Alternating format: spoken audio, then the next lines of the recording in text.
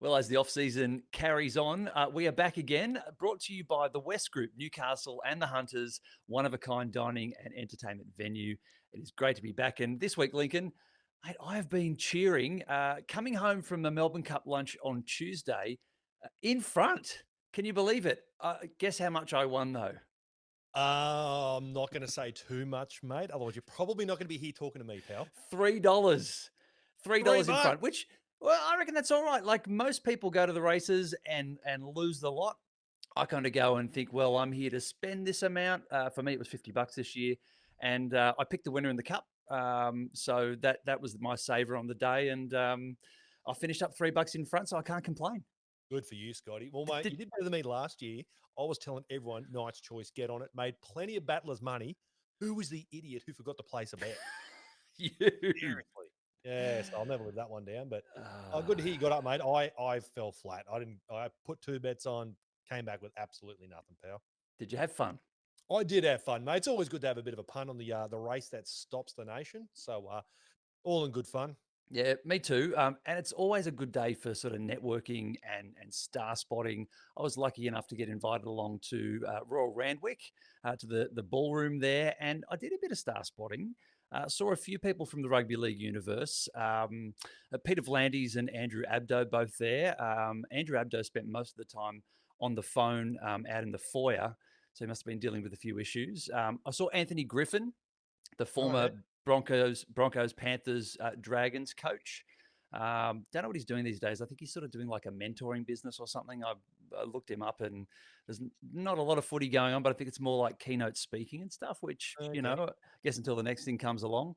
Um, Also had a good chat with Christian Nicolucci from the Sydney Morning Herald, and Brent Reed from the Daily Telegraph and Fox. Oh yeah. He was there too. Had a good chat with Reedy actually. Rubbing shoulders, mate. Nice. Well, and it was quite funny actually because I went up to him just to say good day and introduce myself, and then the next thing I know, I'm helping him work out how to put money into his betting account on his phone because he had no idea how to do it himself. So um, we got a bet on for him for the Melbourne Cup, and he actually picked the winner for the big dance, which is the alternative kind of big race that runs at 2:30 in Sydney at Randwick, and then the Melbourne Cup at 3 o'clock. So he did get a winner on the day, which was good to see for the big man. Nice, mate. Oh, good to see you rubbing shoulders, mate. I'm sure they're going around saying, "Oh, had a good old bet, a good old time with Scotty from the off season, mate." I'm sure that yarn's been spun right as we talk now. Oh, I hope so, mate. That'd be a great outcome from the day. Uh, and also, like this week, I was actually thinking about your weekend. You've obviously been having a couple of very late nights watching the Kangaroos go around against England, and you've got another late night coming up. I'm hopeless at staying up late. Really terrible. I generally fall asleep on the couch here at about 9:30 every night. I'm up early, go to bed early. What's your secret? Like, what's been your routine for these Ashes tests? You know what the secret is, Scotty? What? There is no secret, mate. You just try and get sleep wherever you can. Set the alarm, get up. Now, I thought I was going to be flat as a tack, but look, soon as the game started, it was a little bit of a different vibe. This one, I got pretty excited pretty quickly. But yeah, it's just literally try and get sleep wherever you can, pal, and try and make up for it the next day. Yeah, I reckon I'd be pounding the coffees or a Oh few yeah. cups of tea or something because once the camera goes on and the game starts, I know you're up and about and having a good time. But that moment where it's, I don't know, maybe 11:30, 12 o'clock, and you're thinking, how am I going to last another hour and a half plus the game as well? So you're doing well. Me, I reckon I'd be asleep on the couch there next to you in the United Bar. It'd be a good laugh at the very least. Of course, you're streaming watch along for the third test live for the third week in a row this Sunday morning at 1:30 a.m. New South Wales time. Obviously, the Aussies have wrapped up that series, and it's a bit of a dead rubber, but it should still be a pretty good game. I'm a bit disappointed for our Brady Best, though. Absolutely. Yeah. I've been publicly going in the bat for our boy Brady. I just thought, look, no disrespect to Gemart Shibasaki. Like he's had, a great season. No, I'm not taking anything away from that whatsoever. I just thought, look, given the facts of where we are, it's a dead rubber. Look, let's be honest. Australia really hasn't hit its straps. I think we've done the job against an English team, but certainly we haven't played anywhere near our best, and particularly that left edge. And I just thought, Brady, I think all season, his individual performances have been pretty solid, I feel. But yeah, look, Kevy Walters and Gordon Tallis have obviously decided to keep a winning formula. So look, you can sort of see that argument too. Thinking, well, if it ain't broke, why fix it? They've got the job done twice before. Why would you go changing it? But yeah, I felt bad for our boy Brady. Yeah, and the other blokes too, Mitchell Moses, Ethan Strange from the Raiders, Jacob Preston, Dylan Edwards, and Blake Brayley all miss out, which is a shame for them, but they've obviously got to go along with the tour as emus to experience that, the kangaroo tour, and hopefully that's good for them in future seasons. That guy Jarvo, who jumped in with with Cam Munster on at the start of the second test there. He's been charged. Did you realise what was happening when you were watching it live? It's funny you say that, Scotty. So I did see him, and I thought, oh, much like what Cameron Munster was saying, I thought it must have been some punter that's won a prize, or I don't know what's going on, because I did see him kind of peer, and it did sort of stick out. It's like, oh, that's a bit weird. He wasn't sort of facing forward and ready for the anthem. He sort of looked a bit antsy.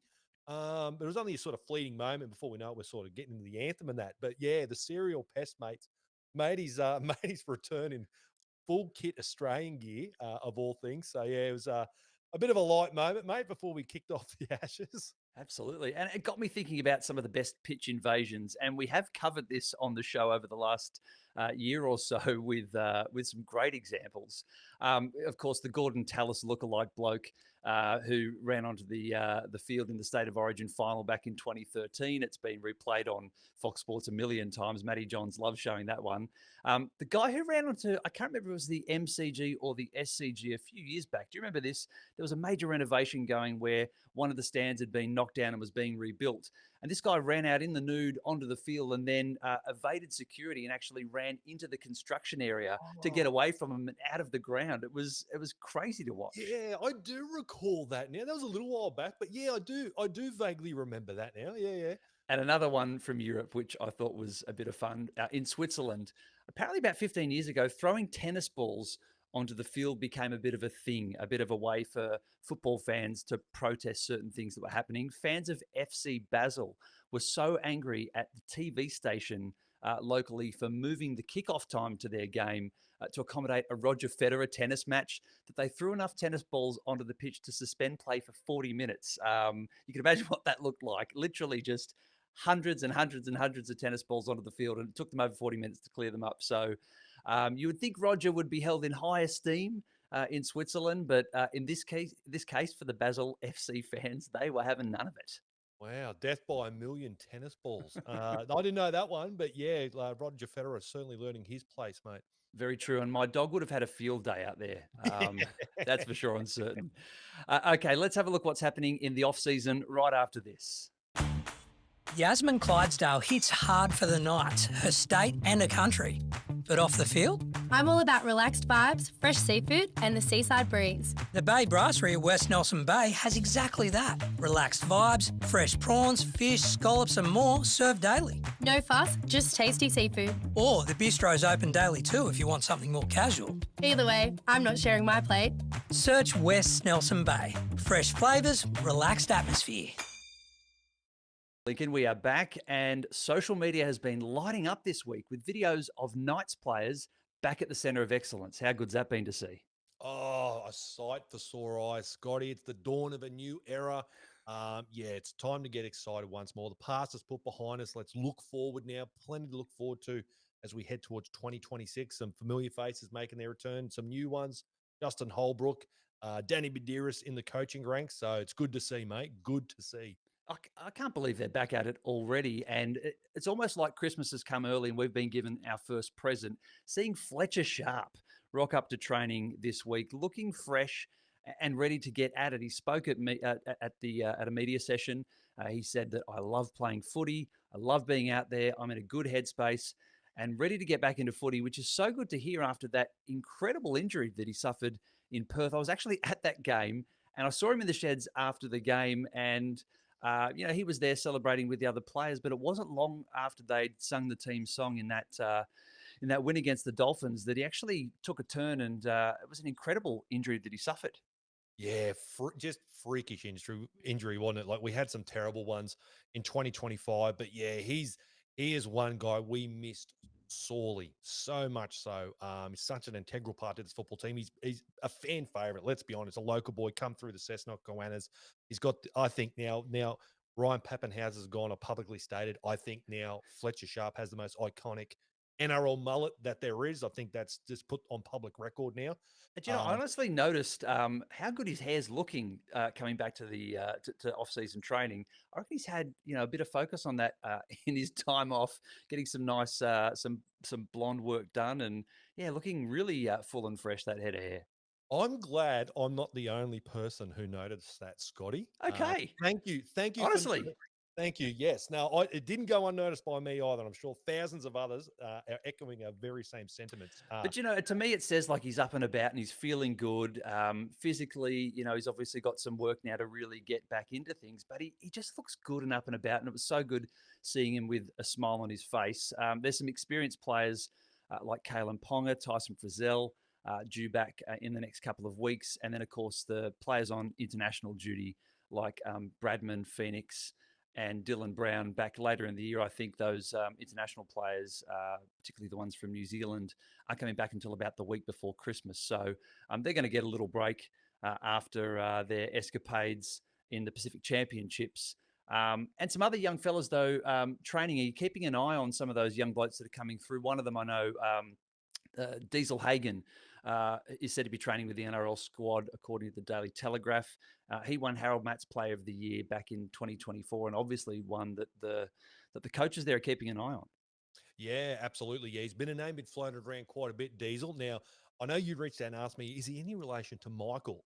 Now, I have been told in the past he isn't, which is you would think, yeah, surely he must. That's crazy. Some relationship, Yeah. to our former premiership winning coach and great player.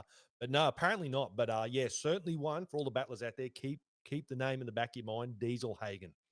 And like people I've noticed this week as well are starting to finally pick up what you've been putting down, getting genuinely excited about the performances of Dylan Brown in the black and white for the Kiwis. Yeah, hasn't he just set the world alight? Like he is in the box seat to win the Golden Boot. Let's be honest. I know Reece Walsh had a really good game one against the English, but back-to-back dominant performances by Dylan Brown, 2 tries, set up another couple, just absolutely electric. He was everywhere, absolutely torched the Tongans. Yeah, geez, there is so much to get excited about. I know people was very, very divisive on it. I've always been a staunch advocate for Dylan Brown coming. And Scotty, this guy is just starting to hit his straps. Like this isn't a guy that's over the hill or his best years are behind him. Like this guy, we haven't even seen the ceiling on Dylan Brown yet. And I think the enormity of this contract and what it means, and maybe getting out of the Parramatta Eels, I think this guy is just a bloke. He's a big game player. He's going to take all that on board, and he's just going to go to a whole nother level for our club. And I'm so excited to see it all unfold, made in Vegas. Yeah, and he's hinted at how excited he is to come and play with Fletcher Sharp, with Kalen Ponga, and Sandon Smith. I'm sure he's itching to get into preseason training. He's obviously combined really well with Phoenix Crossland in the Kiwi team. And I noticed this week, former Cowboys and Sharks half Chad Townsend, who has started his own podcast. He's going in hard for a media career post his playing days. He said that he thinks Brown is going to be fired up with a point to prove, and he predicts that we'll see Dylan Brown back in training earlier than what is planned, which is very interesting to note. Yeah, absolutely, Scotty. Yeah, he's just going to be one of those champion players. It does everything, ticks all the boxes, leaves no stone unturned. And I'm glad you mentioned that great connection he's got with Phoenix Crossland. Hasn't that just blossomed like more so in game 2? I'm really looking forward to see what they come to in game 3. It's almost got me second guessing. I know I was pretty staunch on Phoenix becoming a new lock forward. Obviously, Adam Elliott's no longer the club. He played a little bit of 13, and I really liked it. But geez, if that combination continues down the trajectory that we've already seen in the rep arena, man, plugging that in each and every week in the Knights has got me excited too. So look, so much uncertainty as to where Holbrook's going to play these guys, but I tell you what, I think he'll nail it. Him, Bedsy, and Stephen Howes, the brains trust there. They'll get a winning formula at Sandon Smith, wherever all of the chips might fall. I think they'll nail it. And yeah, it's going to be so exciting, mate. Cannot wait for 2026. It is one of the biggest talking points of the preseason in the NRL. What will the spine look like for the Newcastle Knights in 2026? We know that Dylan Brown is going to be there in the halves. We don't know what position he's going to play. The coach, the new coach, Justin Holbrook, touched on this week. He was asked about it. It's something that he's obviously already thinking about. He said it's the most talked about thing up here, the spine and where everybody plays. But to be honest, I've just got to get everybody back to training and I'm excited about fitting them all in. And that's the thing. It's about finding the best way to get all these great players into the Newcastle Knights team, isn't it, mate? Yeah, absolutely. Yeah, and yeah, to echo your sentiments, mate, it's the $1,000,000 question. It's on everyone's lips. Is yeah, what is the spine going to look like come round one? What are we going to get that first team list over in Vegas? Yeah, can I wait? There's so many different combinations, and you could make valid arguments for a lot of different combinations. It'd be hard to argue against them, but yeah, in Justin Holbrook, mate, we trust. Now, going back to England, obviously the game this weekend in Leeds, it's a beautiful stadium at Headingley there. The Kangaroos posted on Instagram this fantastic photo of the stadium from a drone. It's like so many stadiums in England amongst a bunch of houses in a beautiful part of the north of England. So a great setting for this game. You paid your respect this week on social media to the English coach for some of his comments after the second test and the way that he communicated to the players, given their performance and the way they probably toughed it out a little better than that first test. Yeah, mate. Even the start, when we were going back to early episodes before the Ashes kicked off, and Sean Wayne's comments about what it meant, the English teams that won the Ashes back in the 70s, and you could just tell he just screams as that kind of a coach that just bleeds for his nation, and you could just see it.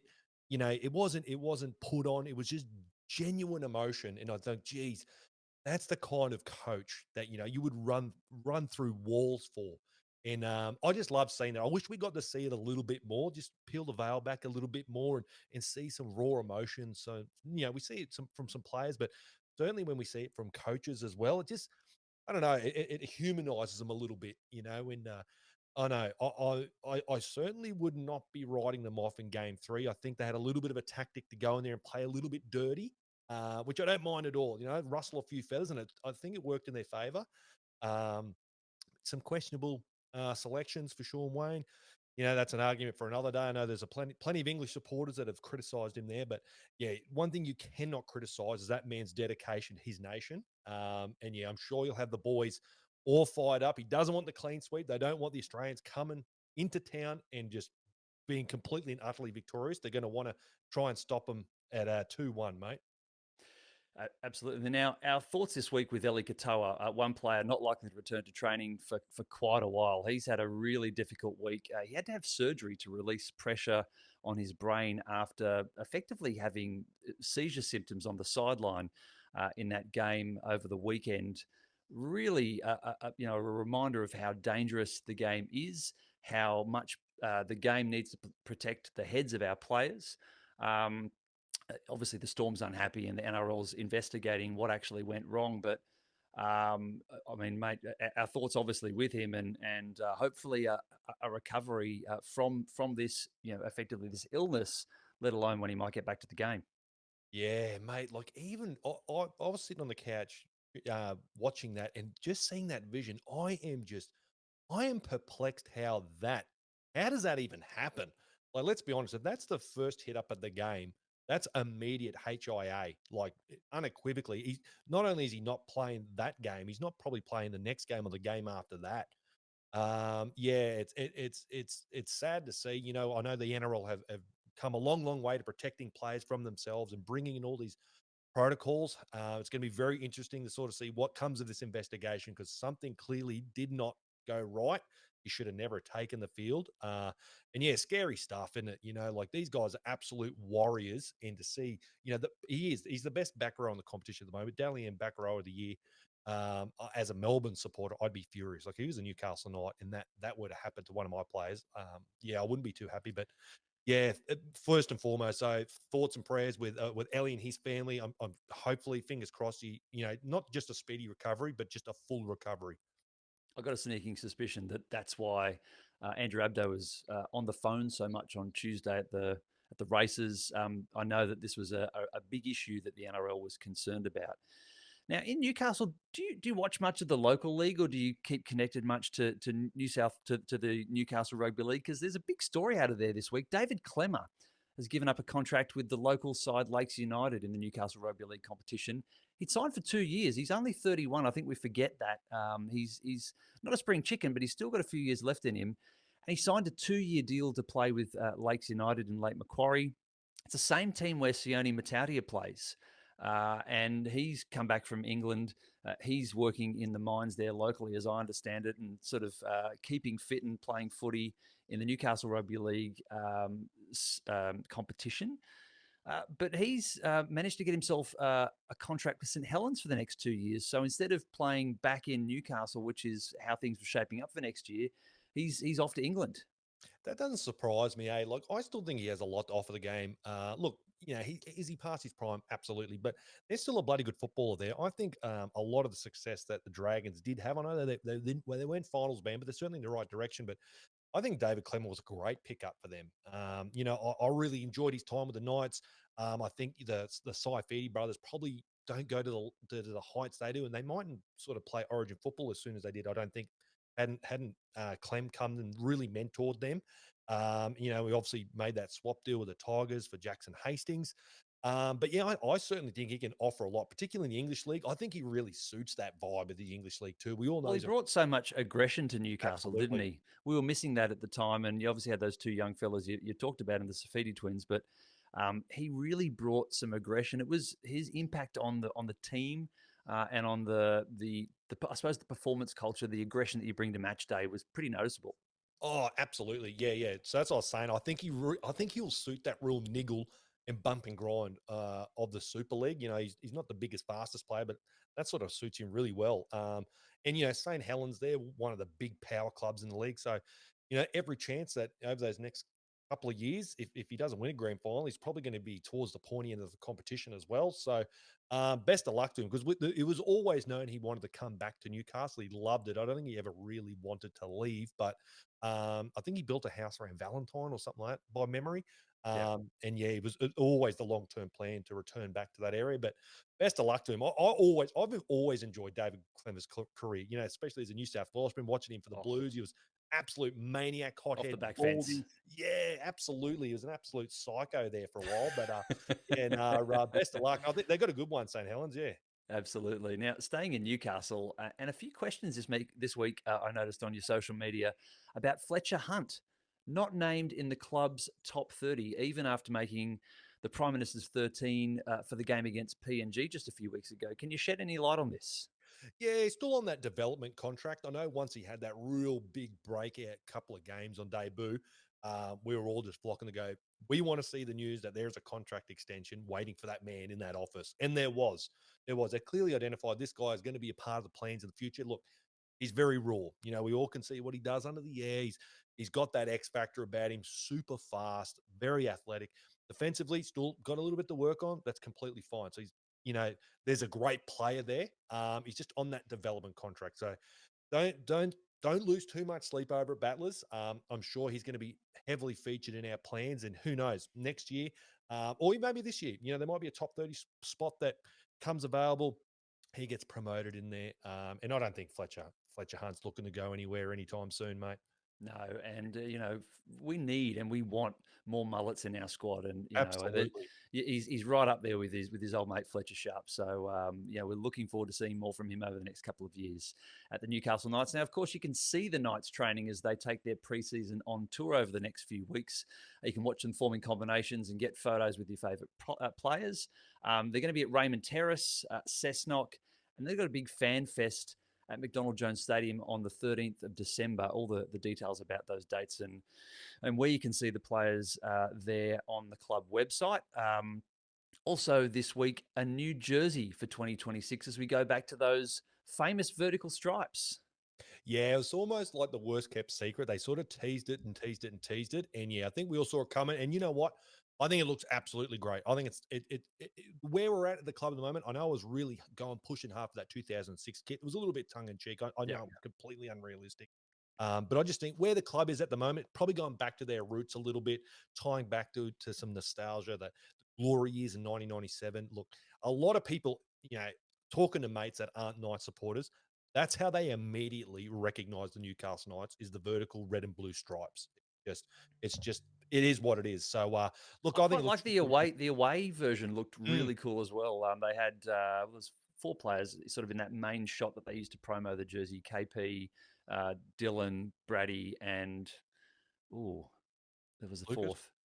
Yeah, Dylan Lucas. Anyway, they had 2 in each, and I just thought the away kit looked really, really great. Fresh, strong in those stripes. I've got to congratulate the Knights content team as well.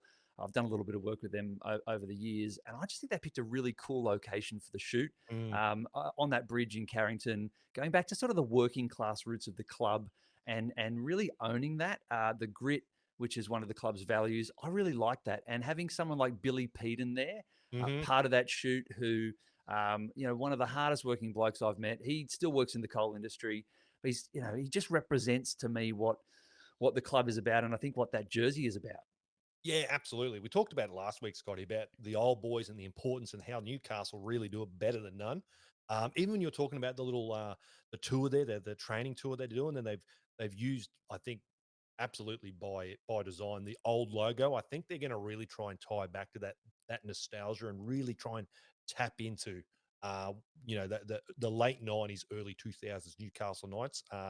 Yeah, I love it. As I said, yeah, the media team knocked it out of the park. The boys look 10 out of 10. Billy Peden, mate, he looks 11 out of 10. Let's Oh, be mate. honest.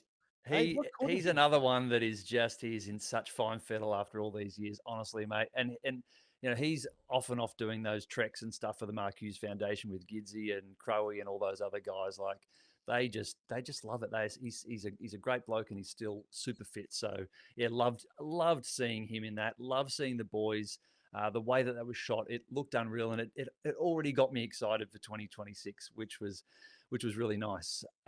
Also happening this off-season, a couple of things away from our club, and Viliami Kikau got married in Fiji. I don't know if you saw this over the last couple of weeks. He had some of his Bulldogs teammates there, including his coach, Cameron Serraldo, skipper Steve Crichton was there, Matt Burton, Marcelo Montoya, and Satili Tupanua were there, plus some former teammates, James Fisher-Harris, Moses Leota, Api Coruscant, and Sonia Taruva from the Tigers. Mate, could you imagine the touch footy that they would have played on the beach in that time between, the ceremony? You got that bit between the ceremony and the reception where nobody knows what to do.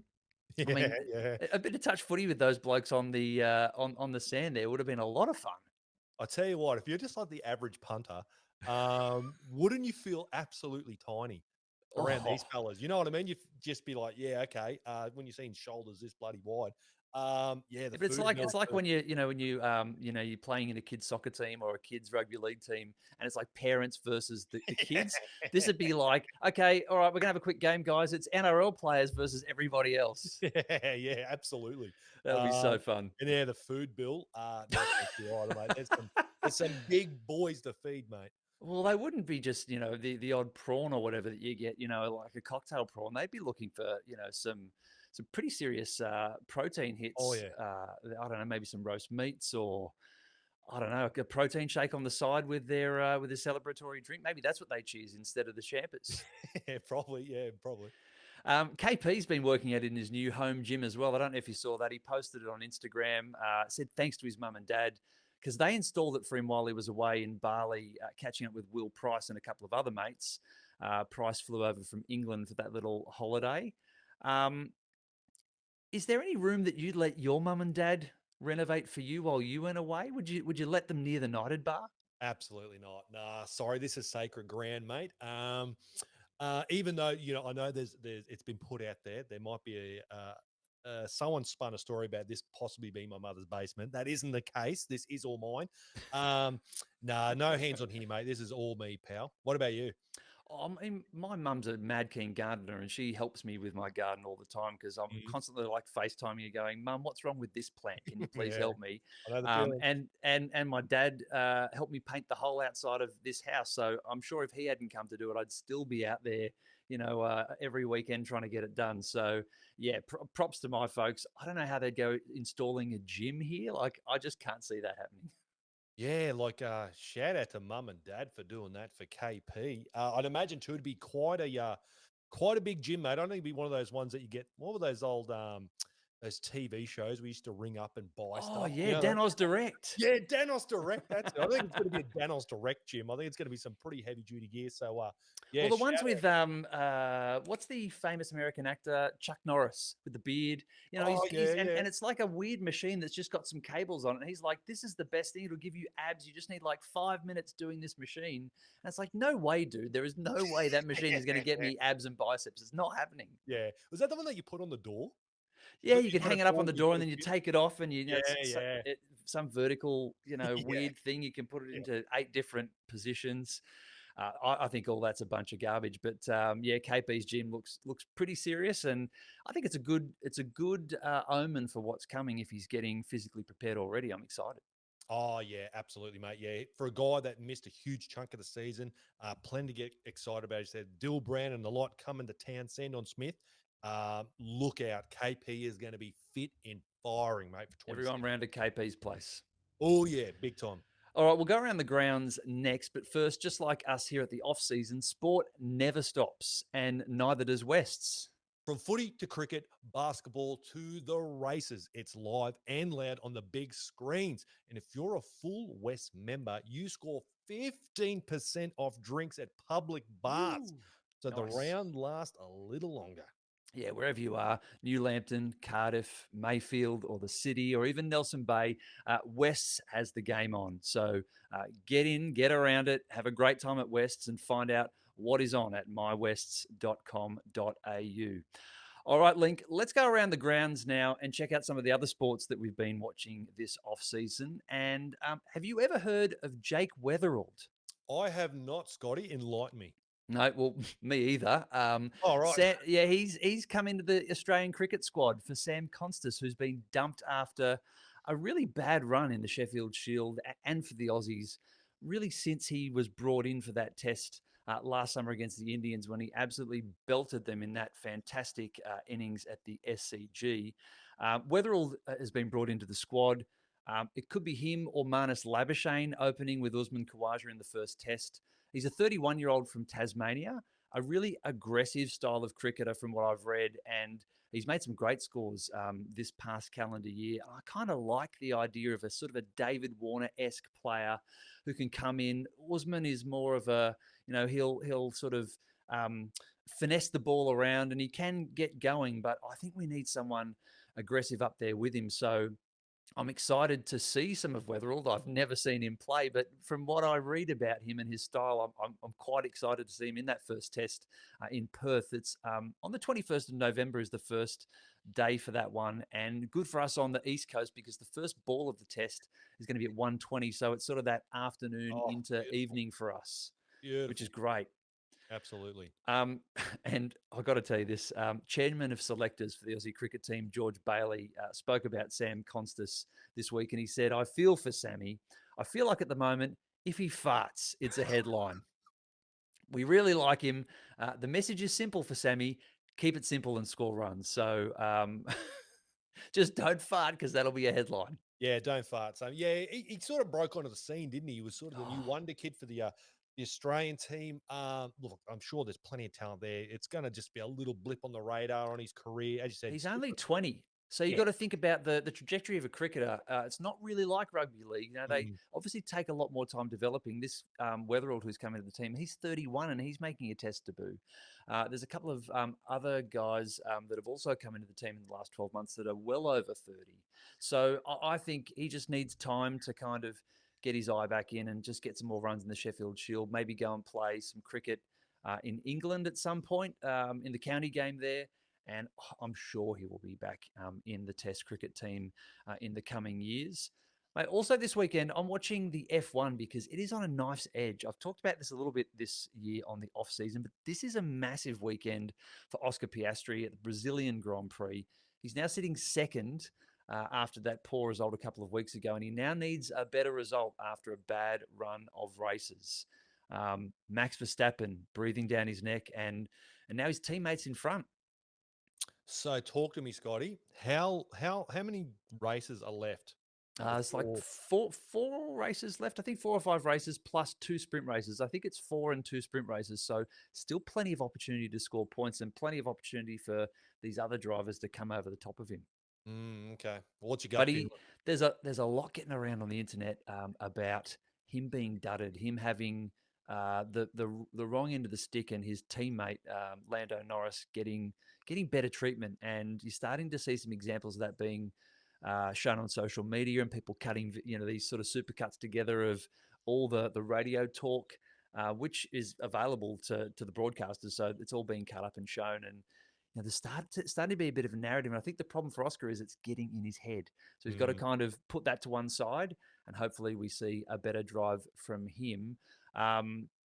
Another place where an Aussie is absolutely braining it at the moment is in the NBA. For the Chicago Bulls, Josh Giddey is killing it. He got a second triple-double this week, so back-to-back triple-doubles in 2 games. And it is the first time anybody has done that at the Chicago Bulls since Michael Jordan in 1989. So he is in rare air. And he is leading the way for the Bulls. He came to that team at the end of last season, traded from Oklahoma. He's still only young. He's 22, and mate, he is killing it. He's leading that team. They're 6-1 after 7 games. And everybody over there is saying at the moment, I read some great posts on social media where some commentators were basically saying this guy should have got paid double. He got $100 million US over 4 years, and they're saying he should get double that. He's going that well. Damn. Has he got his own version of Scottie Pippen? Is that the kind of, he's got a little 2IC on there, the Bulls, or not really? Or? Not really. There was an outside shooter that he seemed to be setting up a couple of times in the game this week. And in fact, right on the buzzer, he drove to the lane and then cut the ball outside for the guys, outside the arc. He landed a 3 on the buzzer, and they won the whole thing by 2 points. So I'm sure there are some connections coming together, but it's it's been sort of slated as a mediocre team. So they're definitely outperforming, and a lot of it is on his shoulders. One team that's not outperforming at the moment back here at home is the Illawarra Hawks. My team in the NBL. You remember last season, they won in a canter. They absolutely killed it in the NBL under Jason Tatum, who was the American coach that sort of stepped up just at the start of that previous season. A really great team, and they've gone from the penthouse to the shithouse. They are dead last in the NBL. They were flogged by 42 points in the last week by New Zealand, who I thought were doing quite well. And I checked the table; they're sitting in 8th. So the Illawarra Hawks are in 10th, and their season is on life support. But they did have a good win this week in the Ignite Cup, which is like it's like the FA Cup for basketball. It's like a mid-season sort of play-in tournament that the NBL started this year. But they beat the team that they beat in the grand final to get the trophy last year, and the American centre JaVale McGee, who's played with and won competitions with LeBron James and others at the LA Lakers, who's come to the team this year. He had a real breakout game this week, and that could be a turning point, but it's very interesting to watch because it could go one or two ways. They could sort of start to fight their way back, or they could just implode, which I wouldn't like to see. But, for neutral sports fans, it's certainly one to watch here in Australia this summer. Is it with the NBL draft? Because when we were talking on the pub talk early in the week at the Cax Street Brewing Co, the massive discussion talked about was the draft. Is there a draft in the NBL? I don't think so. No, I don't think so. They have a salary cap. They don't pay players a lot. There's generally a couple of players in each team who get paid quite well. Yeah. And then the pay for other players is it's okay, but it's not anywhere near what rugby league players get paid. I think it's around $3 million a team. Right. Off the top of my head, read a bit about that this year, but they don't have a draft and they don't have a high salary cap. There's a limit on how many imports you can bring in. And it was interesting, actually. The Hawks and a number of other teams had imports that started the season, and they actually, some of the teams, including Illawarra, just ditched them because they weren't performing, and they just basically tore up the contract. And so Illawarra, as one example, have brought in another guy to work with, JaVale McGee, who's I think he's like 7'1" or something. He's an absolute giant. And, they need another outlet for him because it can't all just go through him. So, um, and he's also been like having a real difficult time adjusting to the game because it's refereed quite differently here as well to the NBA. There are some nuances and different rules. Yeah, I think okay. he's had a hard time settling into that because he's so big and so physical and dominant. But Yep. it's great to watch. It's very exciting to watch. It's just the team hasn't clicked so far, and it will be, as I said, the season I think really could go one of two ways. But I'd love to see them kind of fight back and not do a Newcastle Knights for 25, 26 and get the wooden spoon in the NBL. I wouldn't be happy with that.